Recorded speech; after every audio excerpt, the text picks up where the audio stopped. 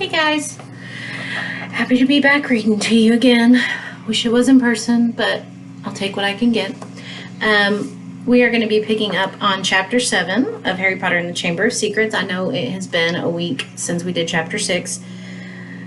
Just a reminder of where we had left off after Ron and Harry's grand entrance in the flying car to Hogwarts and hitting the Whomping Willow. They had their first day of classes, their first week of classes, which included their first class with Professor Gilderoy Lockhart, who we had encountered earlier in the book, and it was a mess. It doesn't seem like he is very good at his job or that he knows what he's doing. So that's when we left off. So Chapter 7 is called Mud, Bloods, and Murmurs. So we've kind of got this interesting picture of a slug and some lettuce or cabbage. We'll see what that's about. Harry spent a lot of time over the next few days dodging out of sight whenever he saw Gilderoy Lockhart coming down a corridor. Harder to avoid was Colin Creevey, who seemed to have memorized Harry's schedule. Nothing seemed to give Colin a bigger thrill than to say, "All right, Harry," 6 or 7 times a day, and hear, "Hello, Colin," back. However exasperated Harry sounded when he said it. Hedwig was still angry with Harry about the disastrous car journey, and Ron's wand was still malfunctioning, surpassing itself on Friday morning by shooting out of Ron's hand in charms and hitting tiny old Professor Flitwick squarely between the eyes, creating a large, throbbing green boil where it had struck. So, with one thing and another, Harry was quite glad to reach the weekend. He, Ron, and Hermione were planning to visit Hagrid on Saturday morning. Harry, however, was shaken awake several hours earlier than he would have liked by Oliver Wood, captain of the Quidditch team. "What's the matter?" said Harry groggily. "Quidditch practice," said Wood. "Come on." Harry squinted at the window. There was a thin mist hanging across the pink and gold sky. Now he was awake. He couldn't understand how he could have slept through the racket the birds were making. "Oliver," Harry croaked, "it's the crack of dawn." "Exactly," said Wood. He was a tall and burly 6th year at the moment, and at the moment his eyes were gleaming with a mad enthusiasm. "It's part of our new training program. Come on, grab your broom and let's go," said Wood heartily. "None of the other teams have started training yet. We're going to be first off the mark this year." Yawning and shivering slightly, Harry climbed out of bed and tried to find his Quidditch robes. "Good man," said Wood. "Meet you on the pitch in 15 minutes. When he'd found his scarlet team robes and pulled on his cloak for warmth, Harry scribbled a note to Ron explaining where he'd gone and went down the spiral staircase to the common room, his Nimbus 2000 on his shoulder. He had just reached the portrait hole when there was a clatter behind him and Colin Creevey came dashing down the spiral staircase, his camera swinging madly around his neck and something clutched in his hand. "I heard someone saying your name on the stairs. Harry, look what I've got here. It had developed. I wanted to show you." Harry looked bemusedly at the photograph Colin was brandishing under his nose. A moving black and white Lockhart was tugging hard on an arm Harry recognized as his own. He was pleased to see that his photographic self was putting up a good fight and refusing to be dragged into view. As Harry watched, Lockhart gave up and slumped, panting, against the white edge of the picture. "Will you sign it?" said Colin eagerly. "No," said Harry flatly, glancing around to check that the room was really deserted. "Sorry, Colin, I'm in a hurry. Quidditch practice." He climbed through the portrait hole. "Oh, wow, wait for me. I've never watched a Quidditch game before." Colin scrambled through the hole after him. "It'll be really boring," Harry said quickly, but Colin ignored him, his face shining with excitement. "You were the youngest house player in 100 years, weren't you, Harry? Weren't you?" said Colin, trotting along beside him. "You must be brilliant. I've never flown. Is it easy? Is that your own broom? Is that the best one there is?" Harry didn't know how to get rid of him. It was like having an extremely talkative shadow. "I don't really understand Quidditch," said Colin breathlessly. "Is it true there are 4 balls, and 2 of them fly around trying to knock people off their brooms?" "Yes," said Harry heavily, resigned to explaining the complicated rules of Quidditch. "They're called bludgers. There are 2 beaters on each team who carry clubs to beat the bludgers away from their side. Fred and George Weasley are the Gryffindor beaters." "And what are the other balls for?" Colin asked, tripping down a couple of steps because he was gazing open-mouthed at Harry. "Well, the quaffle, that's the biggest red one, is the one that scores goals. 3 chasers on each team throw the quaffle to each other and try and get it through the goalposts at the end of the pitch. They're 3 long poles with hoops on the end. And the 4th ball is the golden snitch," said Harry, "and it's very small, very fast, and difficult to catch. But that's what the Seekers got to do, because a game of Quidditch doesn't end until the snitch has been caught. And whichever team Seeker gets the snitch earns his team an extra 150 points. "And you're Gryffindor Seeker, aren't you?" said Colin in awe. "Yes," said Harry, as they left the castle and started across the dew-drenched grass. "And there's the keeper, too. He guards the goalpost. That's it, really." But Colin didn't stop questioning Harry all the way down the sloping lawns to the Quidditch pitch, and Harry only shook him off when he reached the changing rooms. Colin called after him in a piping voice, "I'll go and get a good seat, Harry," and hurried off to the stands. The rest of the Gryffindor team were already in the changing room. Wood was the only person who looked truly awake. Fred and George Weasley were sitting, puffy-eyed and tousle-haired, next to fourth-year Alicia Spinnet, who seemed to be nodding off against the wall behind her. Her fellow chasers, Katie Bell and Angelina Johnson, were yawning, side by side, opposite them. "There you are, Harry. What kept you?" said Wood briskly. "Now, I wanted a quick talk with you all before we actually get onto the pitch, because I spent the summer devising a whole new training program, which I really think will make all the difference." Wood was holding up a large diagram of a Quidditch pitch on which were drawn many lines, arrows, and crosses in different colored inks. He took out his wand, tapped the board, and the arrows began to wiggle over the diagram like caterpillars. As Wood launched into a speech about new tactics, Fred Weasley's head drooped right onto Alicia Spinnet's shoulder, and he began to snore. The first board took nearly 20 minutes to explain, but there was another board under that, and a third under that one.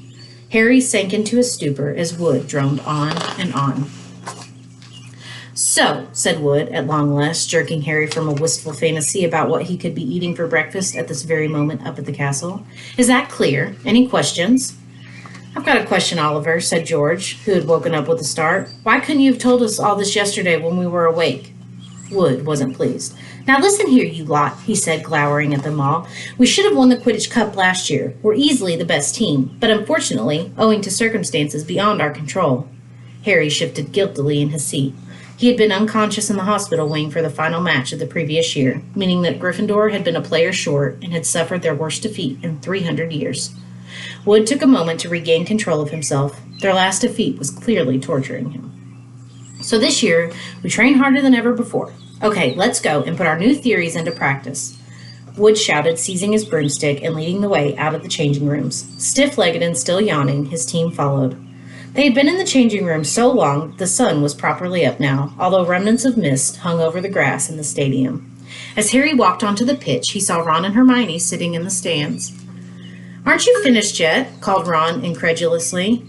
"Haven't even started," said Harry, looking jealously at the toast and marmalade Ron and Hermione had brought out of the Great Hall. "Wood's been teaching us new moves." He mounted his broomstick and kicked at the ground, soaring up into the air. The cool morning air whipped his face, waking him far more effectively than Wood's long talk. It felt wonderful to be back on the Quidditch pitch. He soared right around the stadium at full speed, racing Fred and George. "What's that funny clicking noise?" called Fred as they hurtled around the corner. Harry looked into the stands. Colin was sitting in one of the highest seats, his camera raised, taking picture after picture, the sound strangely magnified in the deserted stadium. "Look this way, Harry, this way!" he cried shrilly. "Who's that?" said Fred. "No idea," Harry lied, putting on a spurt of speed that took him as far away as possible from Colin. "What's going on?" said Wood, frowning as he skimmed through the air towards them. "Why's that first year taking pictures? I don't like it. He could be a Slytherin spy trying to find out about our new training program." "He's in Gryffindor," said Harry quickly. "And the Slytherins don't need a spy, Oliver," said George. "What makes you say that?" said Wood testily. "Because they're here in person," said George, pointing. Several people in green robes were walking onto the pitch, broomsticks in their hands. "I don't believe it," Wood hissed in outrage. "I booked the pitch for today. We'll see about this." Wood shot towards the ground, landing rather harder than he meant to in his anger, staggering slightly as he dismounted. Harry, Fred, and George followed. "Flint!" Wood bellowed at the Slytherin captain. "This is our practice time. We got up specially. You can clear off now." Marcus Flint was even larger than Wood. He had a look of trollish cunning on his face as he replied, "Plenty of room for us all, Wood." Angelina, Alicia, and Katie had come over too. There were no girls on the Slytherin team, who stood shoulder to shoulder, facing the Gryffindors, leering at them. "But I booked the pitch," said Wood, positively spitting with rage. "I booked it." "Ah," said Flint, "but I got a specially signed note here from Professor Snape." "I, Professor S. Snape, give the Slytherin team permission to practice today on the Quidditch pitch, owing to the need to train their new seeker." "You've got a new seeker," said Wood, distracted. "Where?" And from behind the 6 large figures before them came a 7th, smaller boy, smirking all over his pale, pointed face. It was Draco Malfoy. "Aren't you Lucius Malfoy's son?" said Fred, looking at Malfoy with dislike. "Funny you should mention Draco's father," said Flint, as the whole Slytherin team smiled still more broadly. "Let me show you the generous gift he's made to the Slytherin team." All 7 of them held out their broomsticks. 7 highly polished, brand new handles and 7 sets of fine gold lettering spelled the words Nimbus 2001, gleamed under the Gryffindors' noses in the early morning sun. "Very latest model. Only came out last month," said Flint carelessly, flicking a speck of dust from the end of his own. I believe it outstrips the old 2000 series by a considerable amount. As for the old clean sweeps," he smiled nastily at Fred and George, who were both clutching clean sweep 5s. "It sweeps the board with them." None of the Gryffindor team could think of anything to say for a moment. Malfoy was smirking so broadly his cold eyes were reduced to slits. "Oh, look," said Flint, "a pitch invasion." Ron and Hermione were crossing the grass to see what was going on. "What's happening?" Ron asked Harry. "Why aren't you playing? And what's he doing here?" He was looking at Malfoy, taking in his Slytherin Quidditch robes. "I'm the new Slytherin Seeker, Weasley," said Malfoy smugly. "Everyone's just been admiring the new brooms my father's bought our team." Ron gaped, open-mouthed, at the 7 superb broomsticks in front of him. "Good, aren't they?" said Malfoy smoothly. "But perhaps the Gryffindor team will be able to raise some gold and get new brooms, too. You could raffle off those clean sweep 5s. I expect a museum would bid for them." The Slytherin team howled with laughter. "At least no one on the Gryffindor team has to buy their way in," said Hermione sharply. "They got in on pure talent." The smug look on Malfoy's face flickered. "No one asked your opinion, you filthy little mudblood," he spat. Harry knew at once that Malfoy had said something really bad, because there was an instant uproar at his words. Flint had to dive in front of Malfoy to stop Fred and George jumping on him. Alicia shrieked, "How dare you!" And Ron plunged his hand into his robes, pulling out his wand, yelling, "You'll pay for that one, Malfoy," and pointed it furiously under Flint's arm at Malfoy's face. A loud bang echoed around the stadium, and a jet of green light shot out of the wrong end of Ron's broken wand, hitting him in the stomach and sending him reeling backwards onto the grass. "Ron! Ron, are you all right?" squealed Hermione. Ron opened his mouth to speak, but no words came out. Instead, he gave an almighty belch, and several slugs dribbled out of his mouth onto his lap. The Slytherin team were paralyzed with laughter. Flint was doubled up, hanging onto his new broomstick for support. Malfoy was on all fours, banging the ground with his fist. The Gryffindors were gathered around Ron, who kept belching large, glistening slugs. Nobody seemed to want to touch him. "We'd better get him to Hagrid's. It's nearest," said Harry to Hermione, who nodded bravely, and the pair of them pulled Ron up by the arms. "What happened, Harry? What happened? Is he ill? But you can cure him, can't you?" Colin had run down from his seat and was now dancing alongside them as they left the pitch. Ron gave a huge heave, and more slugs dribbled down his front. "Ugh," said Ron, fascinated and raising his camera. "Can you hold him still, Harry? Get out of the way, Colin," said Harry angrily. He and Hermione supported Ron out of the stadium and across the grounds towards the edge of the forest. There's Ron, burping slugs. "Nearly there, Ron," said Hermione as the gamekeeper's cabin came into view. "You'll be all right in a minute. Almost there." They were within 20 feet of Hagrid's house when the front door opened, but it wasn't Hagrid who emerged. Gilderoy Lockhart, wearing robes of palest mauve today, came striding out. "Quick, behind here," Harry hissed, dragging Ron behind a nearby bush. Hermione followed somewhat reluctantly. "It's a simple matter if you know what you're doing," Lockhart was saying aloud to Hagrid. "If you need any help, you know where I am. I'll let you have a copy of my book. I'm surprised you haven't already got one. I'll sign one tonight and send it over. Well, goodbye," and he strode away toward the castle.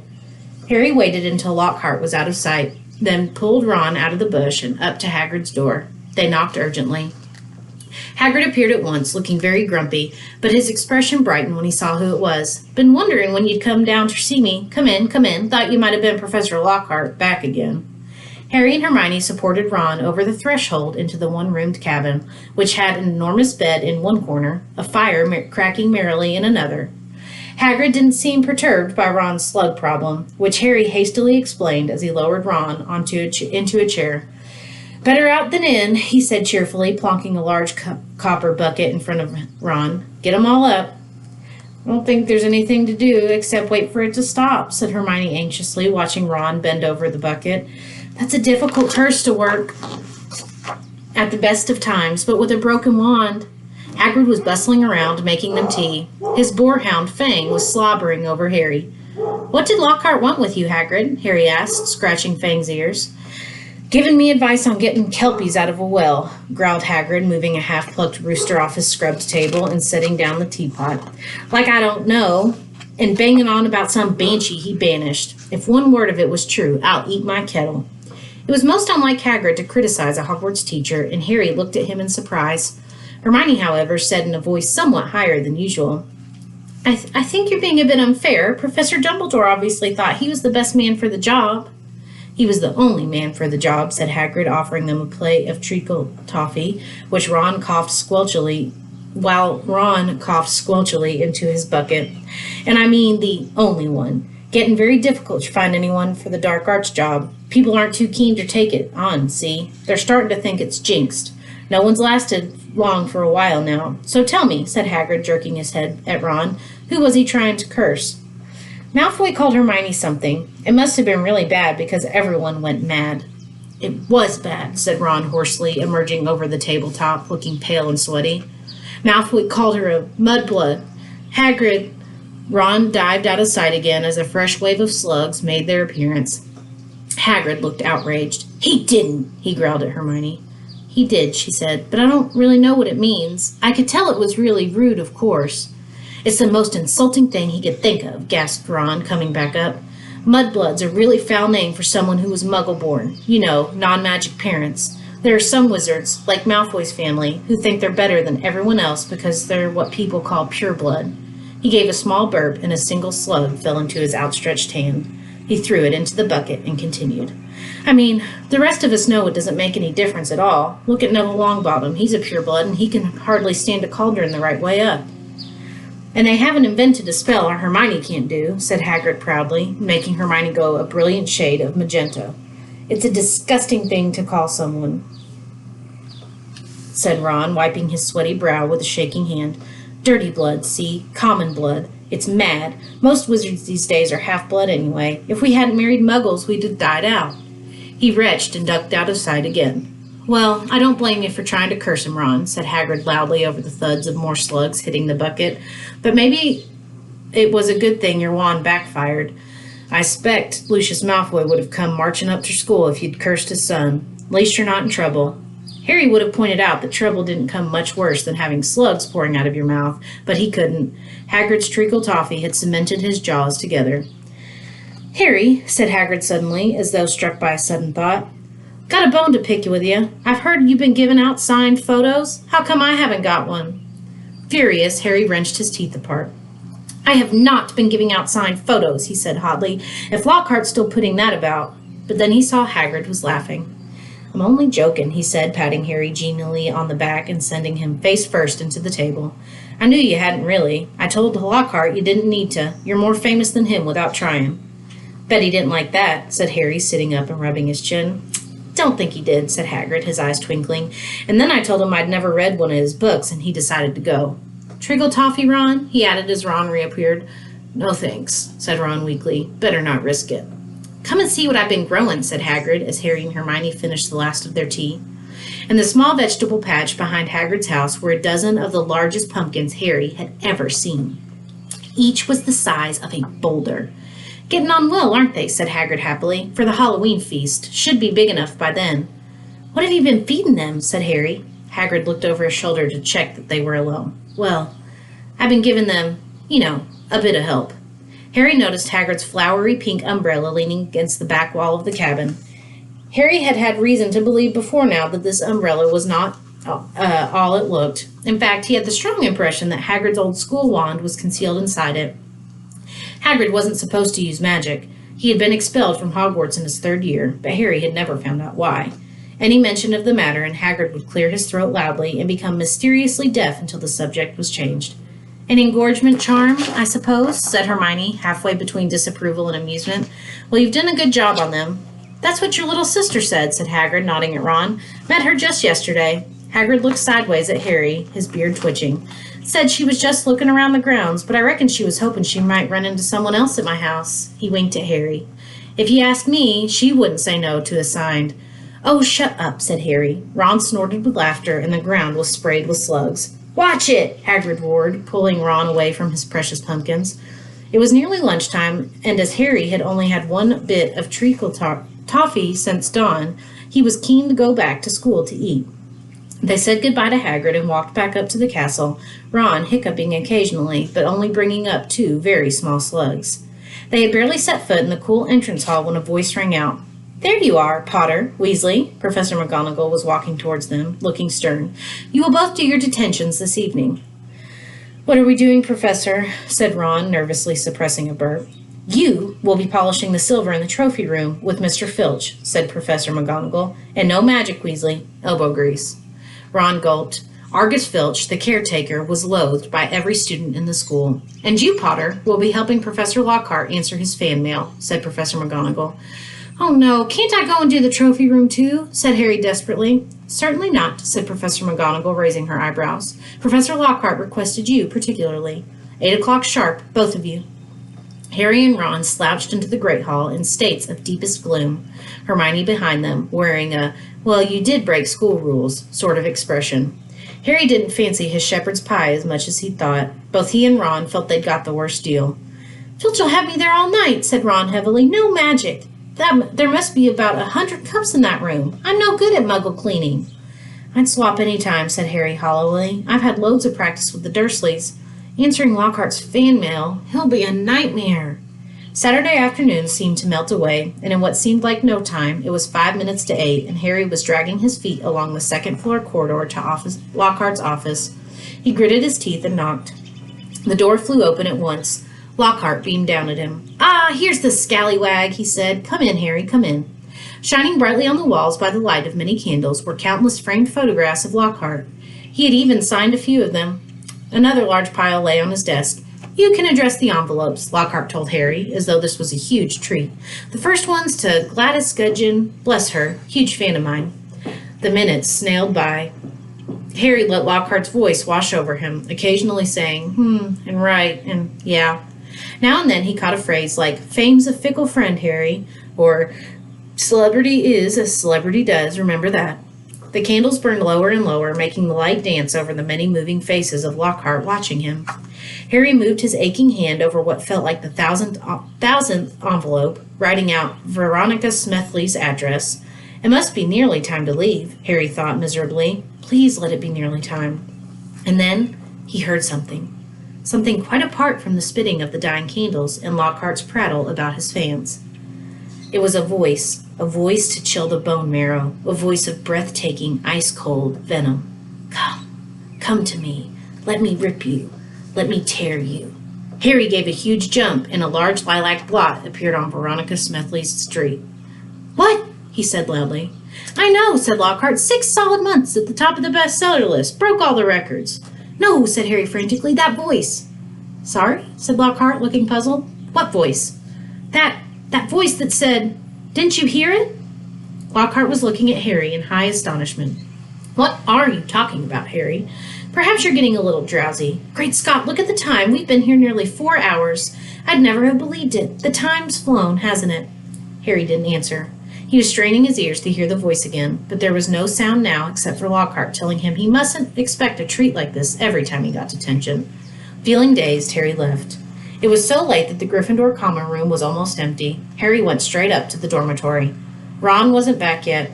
Harry pulled on his pajamas, got into bed, and waited.